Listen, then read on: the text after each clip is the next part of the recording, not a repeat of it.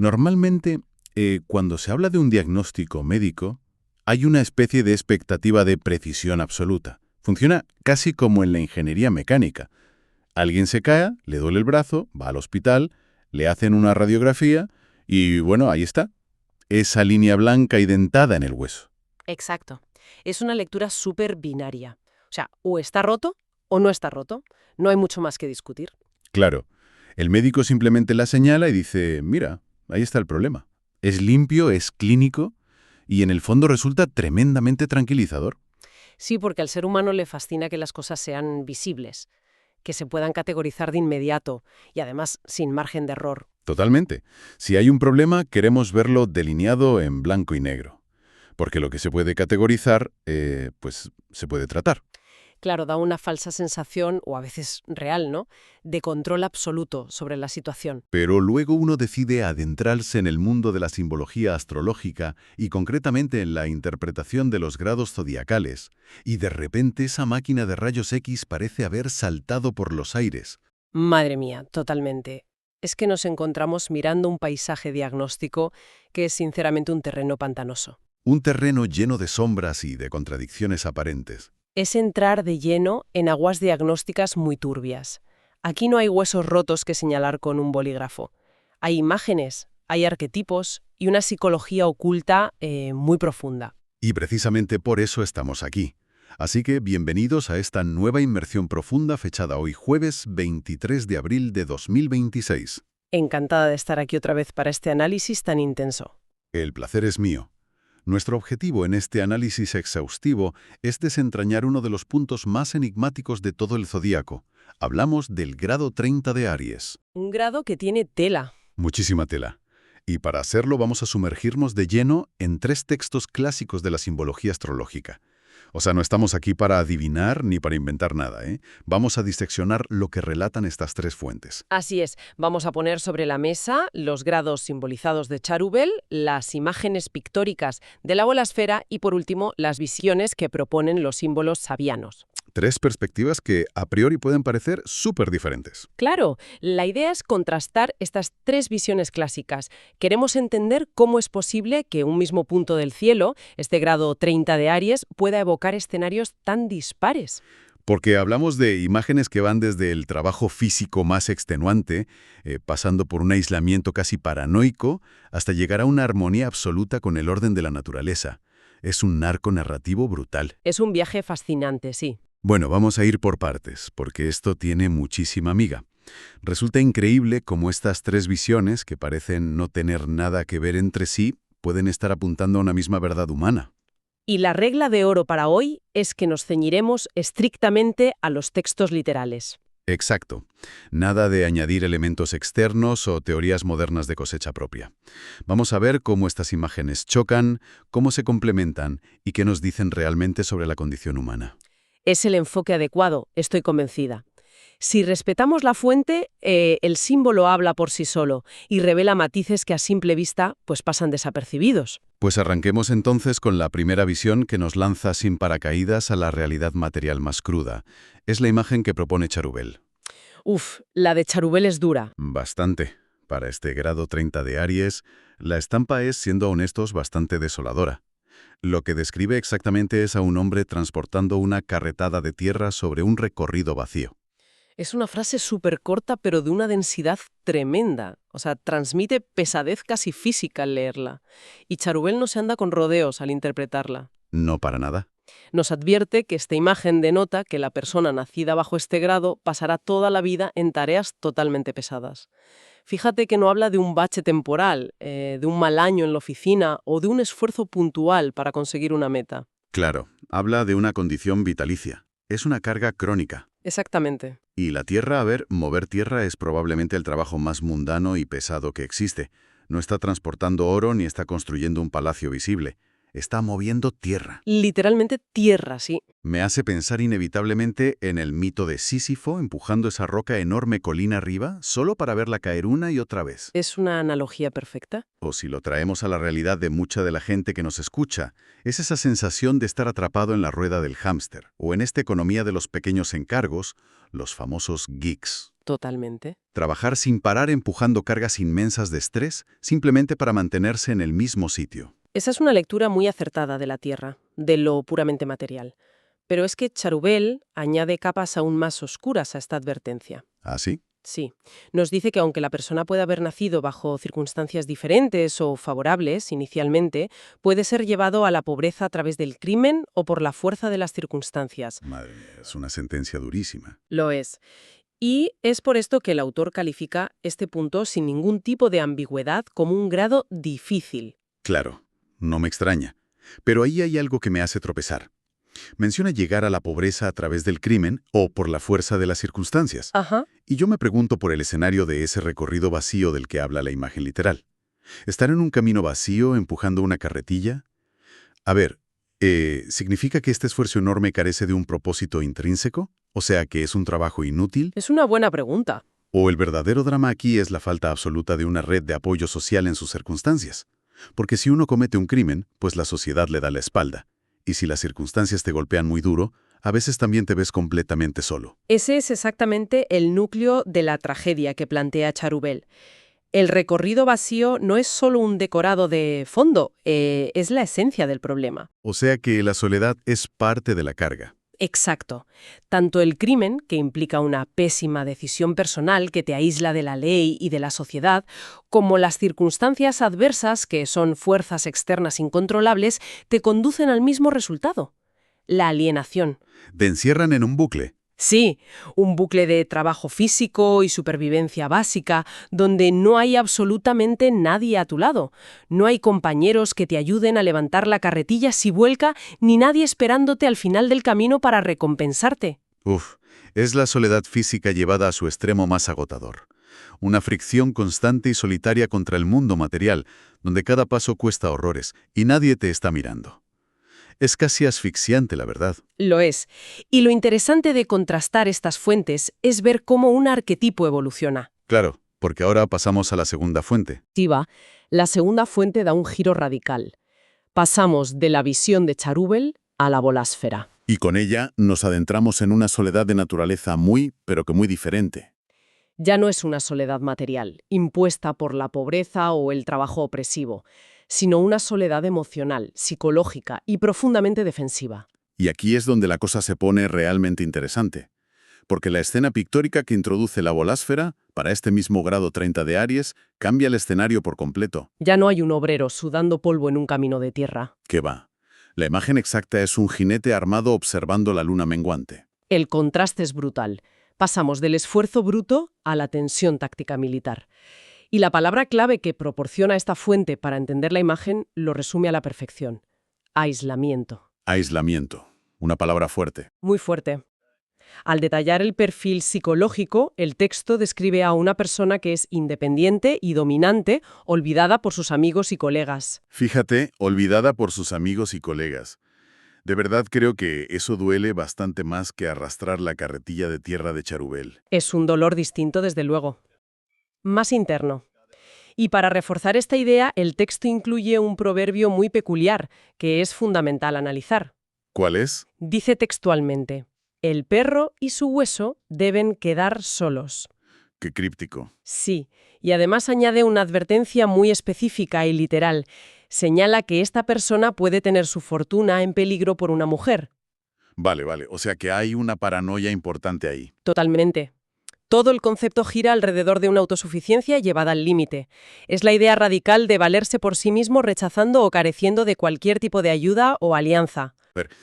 Vamos a detenernos en ese proverbio de el perro y su hueso deben quedar solos, porque me hace replantearme toda la situación de este jinete. Te escucho. Si mirábamos al hombre de Charbubel, su aislamiento parecía en gran parte impuesto por la vida, no por el peso de las facturas o la marginalidad. Pero este jinete me da la sensación de que su soledad es autoinfligida. Es muy probable, sí. Me recuerda al típico compañero de oficina que está convencido de que todos quieren robarle el mérito de su proyecto. O sea, se niega a delegar, guarda la información bajo llave, contesta de forma seca y al final, claro, nadie le invita a tomar un café. Un clásico en los entornos de trabajo. Claro, es que está tan obsesionado con proteger su hueso y mantener esa actitud dominante y siempre armada que acaba espantando a todo el mundo. Entonces te pregunto, ¿no es su propia coraza lo que lo aísla? Esa conexión con el entorno laboral moderno es fantástica, la verdad, porque ilustra perfectamente la trampa del ego que describe la abuela Sfer. Es que encaja a la perfección. Claro, el texto dice explícitamente que es independiente y dominante. Esa necesidad de dominar y protegerse constantemente crea una barrera impenetrable. Estar armado significa percibir el entorno como una amenaza constante. Y claro, si siempre llevas la armadura puesta, pues nadie puede darte un abrazo o echarte una mano. Ya te aísla completamente de la conexión humana. Y luego está el detalle de la imagen visual observando la luna menguante. O sea, no está mirando un amanecer ni una luna llena majestuosa en todo su esplendor. Exacto, y simbólicamente eso es crucial. La luna menguante representa el final de un ciclo. Es una luz que se está apagando, un periodo donde la energía decrece y las cosas llegan a su fin. Tiene un tono muy melancólico. En este contexto representa el momento en que las viejas alianzas se desvanecen. La advertencia literal sobre la fortuna en peligro por una mujer alimenta aún más esa narrativa de desconfianza profunda de la que hablábamos. Lo ve todo como una amenaza. Claro, el jinete siente que su mundo material y relacional se desmorona, así que se aferra a su independencia absoluta. Pero, paradójicamente, esa independencia que le sirve de escudo se convierte en la misma celda que lo aprisiona. Es una escena cargada de una melancolía enorme. O sea, imagínate, tienes tu armadura reluciente, tu caballo, estás preparado para todo, pero resulta que no hay guerra. Solo hay silencio. Solo hay silencio, una luna que se apaga y la certeza de que tus colegas ya no se acuerdan de ti, porque tú mismo te encargaste de alejar a todo el mundo por miedo a perder tu fortuna o tu posición. Esa es la gran tragedia del jinete de la bolásfera, una tensión perpetua que agota tanto o más que empujar la carretilla de tierra, pero claro, en el plano mental. Bueno, hasta aquí el panorama del grado 30 de Aries es desolador, lo mires por donde lo mires. Tenemos el agotamiento crónico de Charubel y la paranoia solitaria del jinete armado de la bolásfera. Dos visiones de lucha constante, ¿sí? Una contra el mundo material y otra contra los demás. Pero necesitamos una salida de emergencia. Y afortunadamente, si miramos la tercera fuente encontramos una imagen que rompe por completo con esta dinámica de desgaste. Menos mal, totalmente. Entramos en los símbolos sabianos y nos ofrecen una escena que parece venir de una dimensión donde la ansiedad, pues, simplemente no existe. La imagen literal que nos dan los sabianos para el grado 30 de Aries es la de un estanque con patos y sus crías. Ya está. Ni carretillas de tierra, ni espadas, ni lunas menguantes. Patos. Es un alivio visual inmediato. De la aridez del camino de tierra y la frialdad de la armadura bajo la noche, pasamos a la tranquilidad absoluta de la naturaleza. Un respiro necesario. Y aquí la palabra clave que rige toda la interpretación de la fuente es confiabilidad. A ver, pero ¿confiabilidad hacia quién? ¿Hacia uno mismo? ¿Hacia el entorno? Hacia ambos, en realidad. El texto de los sabianos desarrolla minuciosamente el concepto de la eterna conveniencia de las cosas.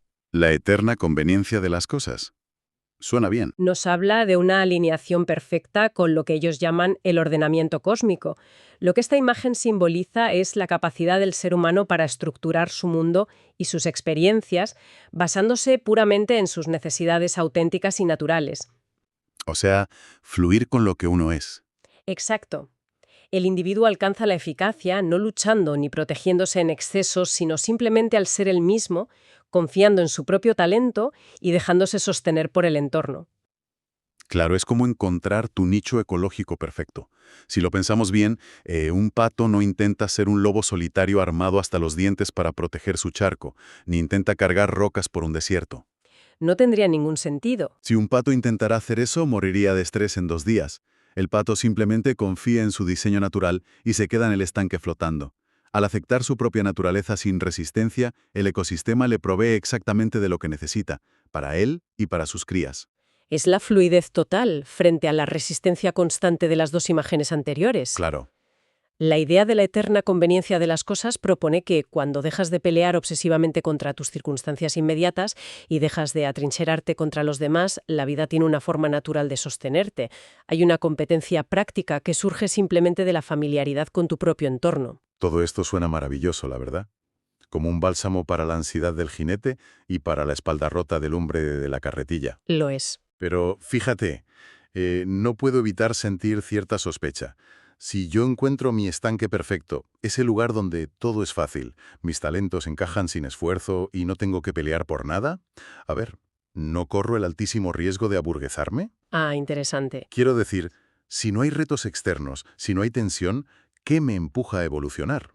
¿Acaso el texto de los sabianos no contempla que esta comodidad puede ser una trampa? Pues tienes un instinto muy afilado porque los propios símbolos sabianos exponen exactamente esa dualidad.